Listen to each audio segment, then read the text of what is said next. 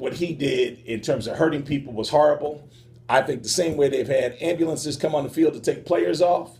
I saw a thing in minor hockey league, in the minor hockey league a few weeks ago, where a guy got into a fight with a ref and the police came on the ice and arrested the guy on the ice. I'd like to see a paddy wagon come on the field and pick people like Vontaze Burfict up in a paddy wagon in the middle of an NFL field. That's what I think ought to be done with him. Take him directly to jail in his uniform.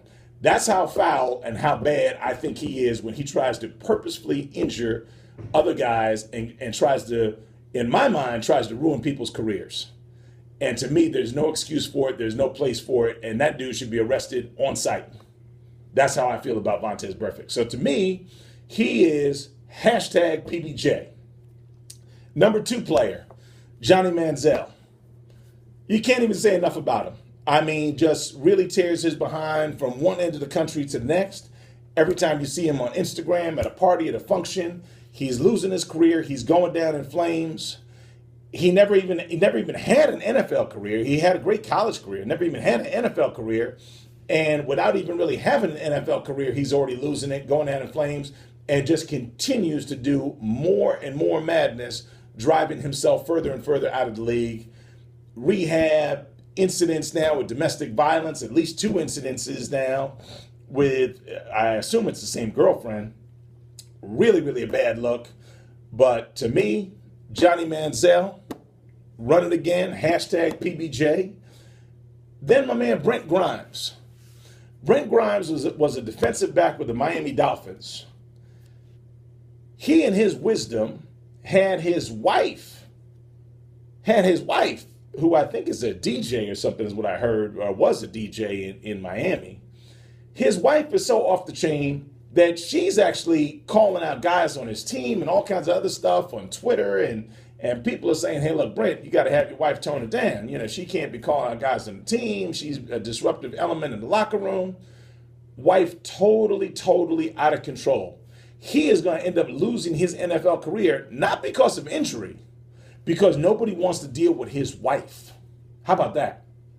Anybody who's going to lose a career where they're paying you a few $1 million because your wife is totally out of control, and I realize there's nothing he can do to control his wife. I mean, he certainly, nobody's recommending he go home.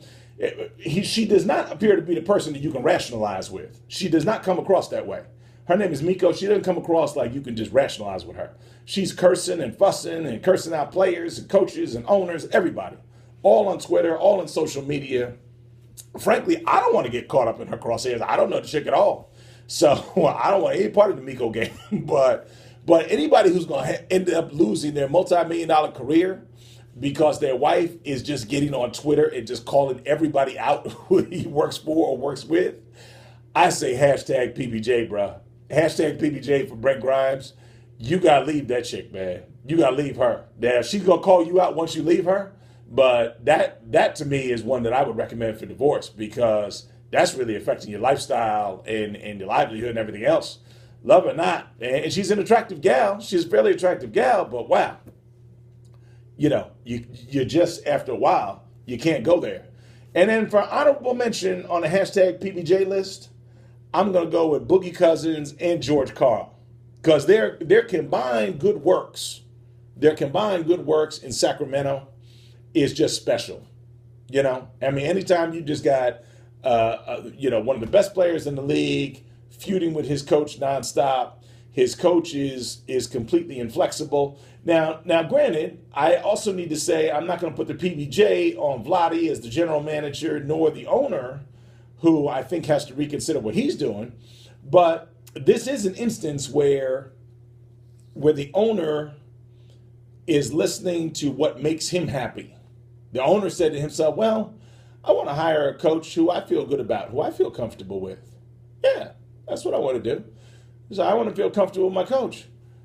The owner has to say to himself, hey, look, you're trying to move a product here. I mean, if you can have a coach that you feel comfortable with, that's great.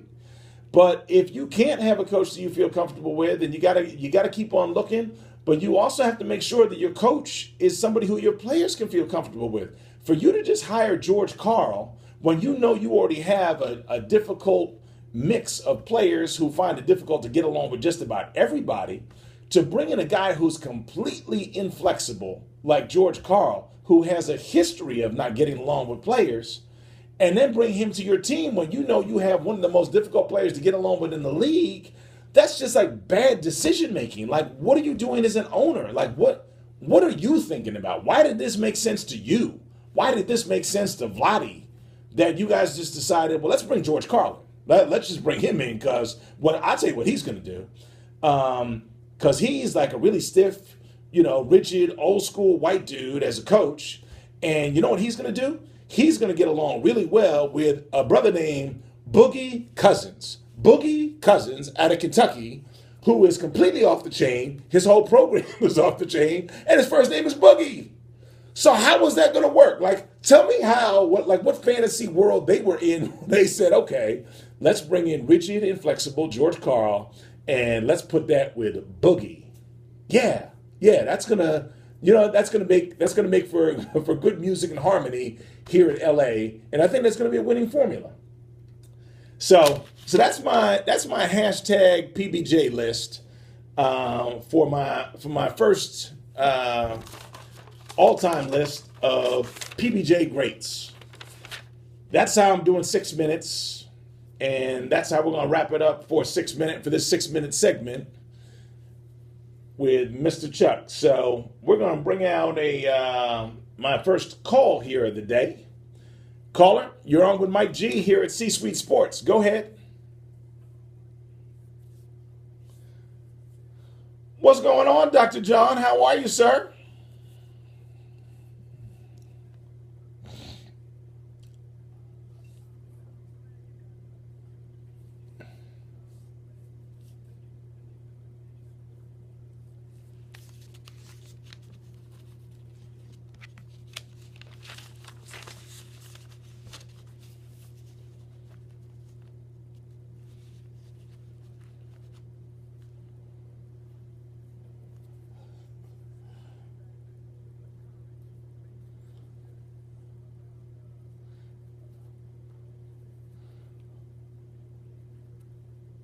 Hold on, no, but you heard he's taking a year off from football, or you heard he retired?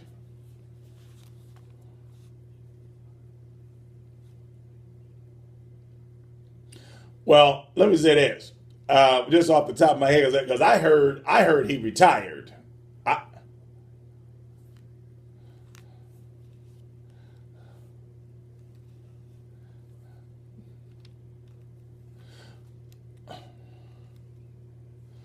okay, well let me just say this.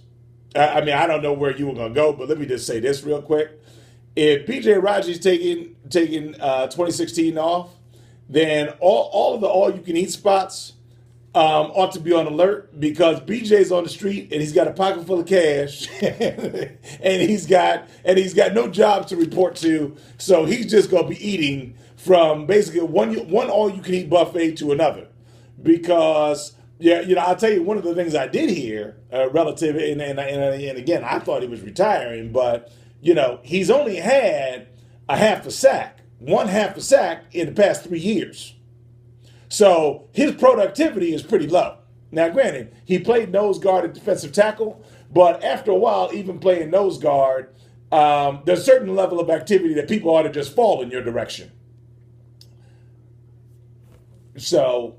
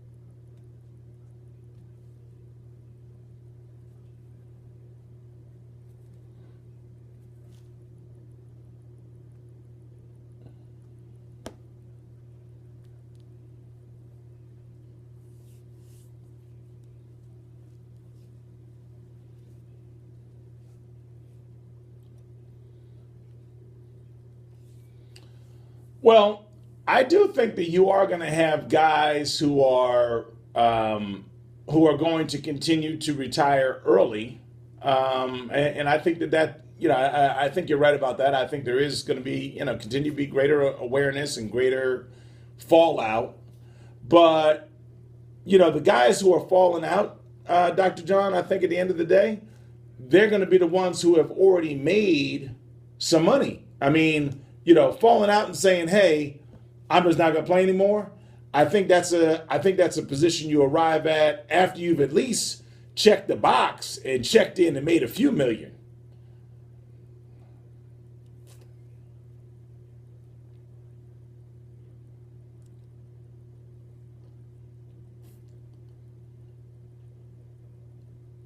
No, that was I think you're talking about the guy who played for the San Francisco 49ers. Who was a linebacker. Yeah.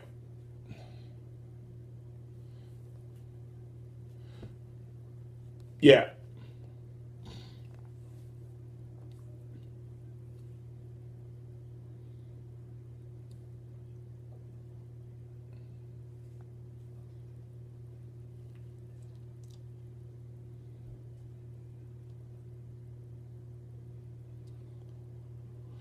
Yeah, I think that that is true. I think that that is definitely true, and I think that it will continue to happen. But I still think that there's I tell you what I think fully. What I think completely is that we're not going to see guys who are necessarily going to have long, illustrious careers, perhaps in the same fashion. So you're not going to see guys like a Clay Matthews who played, middle linebacker for and I'm not talking about Clay Matthews Jr. who's playing now. I'm talking about his daddy who played for like 18, 19 years at middle linebacker. That's like absurd. He might even play 20 years. Him and his brother Bruce, who played for like 19 to 20 years at every position on the offensive line. You're not going to see those dudes, I think, in the generations going forward. Even a guy like a Ray Lewis, who I think played 14, 15 years. I think that's going to be the longer end of the spectrum. I think a long NFL career is going to start to feel like it's in that 9, 10 year, 8 to 10 year kind of window, kind of like your man Calvin Johnson. I know you were always a big fan of his.